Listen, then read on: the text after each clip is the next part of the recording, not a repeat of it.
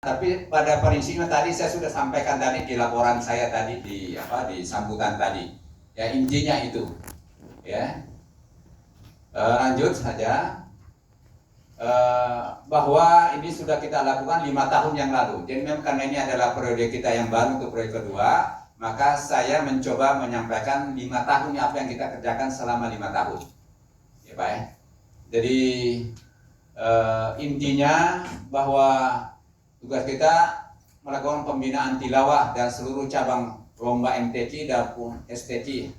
Itu kita lakukan pembinaan, kemudian pendataan pondok pesantren, rumah tapis, rumah Quran dan sebagainya. Ini sudah kita, tapi ini perlu mungkin Pak, kami mohon bantuan data nanti bersama jajaran Kemenak untuk bisa mengupdate kembali data ini.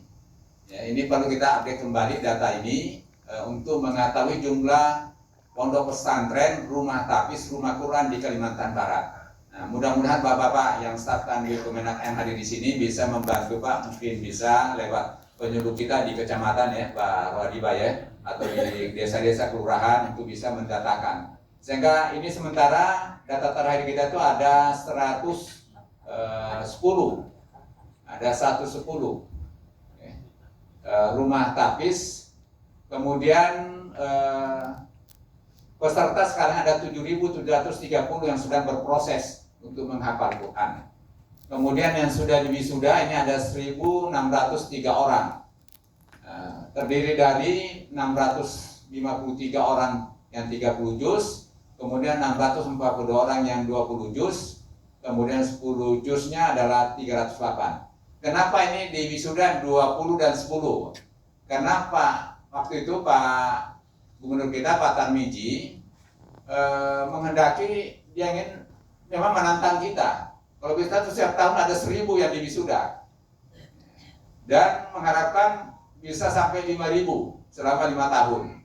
Ternyata memang ya ini kalau sekedar mungkin Pak diwisuda tanpa diuji mungkin bisa tercapai. Tapi kita tidak mau hanya kuantitas, tapi ada jaminan kualitas bahwa penghafal Quran kita yang diwisuda adalah memang sudah relatif sudah mungkin hafalannya.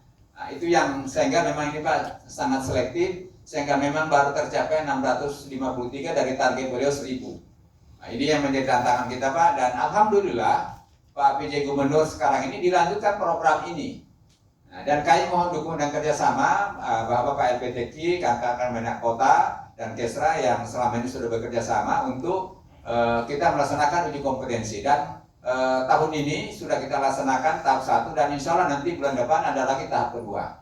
Nah, jadi mudah-mudahan Pak terus didorong para penghafal Quran kita untuk mengikuti kegiatan wisuda ini yang diawali dengan ada uji kompetensi untuk menguji hafalan anak-anak kita itu.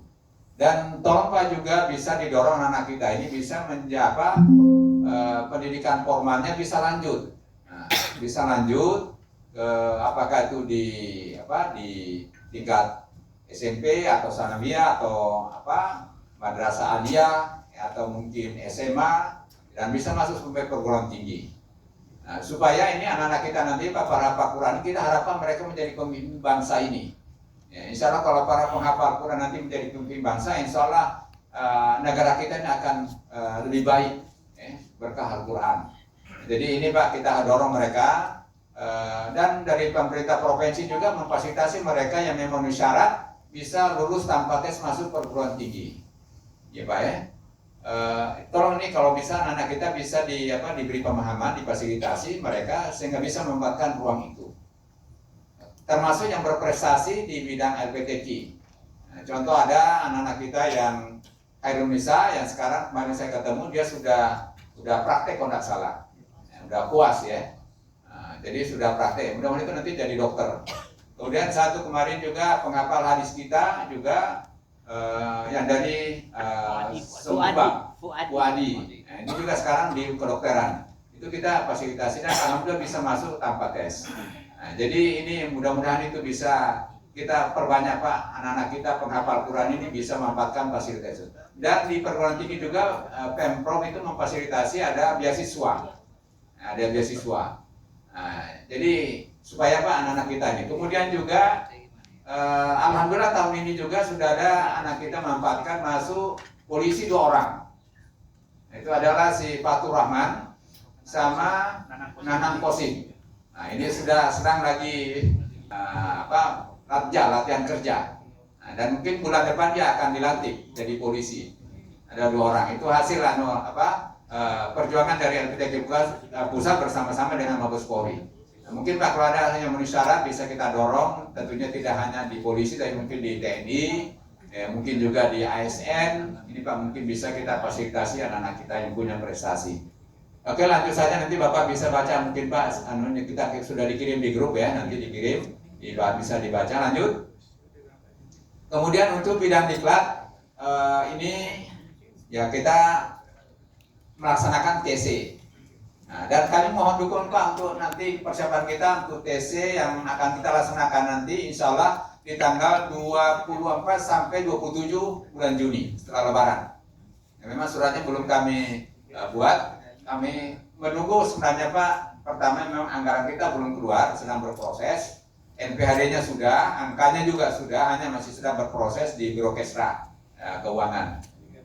Kemudian juga baru juga di BPSDM itu ada kosong nanti di tanggal 24 itu. Nah, sehingga nanti kita bisa gunakan untuk di BPSDM itu untuk 4 hari untuk pelatihan. Jadi mohon mungkin Pak, terutama yang dari peserta nanti yang ke Kaltim, itu calon peserta kita adalah ada 9 dari kota Pontianak yang saya tahu, kemudian dari Mempawah, dari Sambas Pak ya, dari Sambas, kemudian dari Singkawan juga kalau tidak salah anak-anaknya ya, yang dilawan anak, kemudian dari Tela Putrinya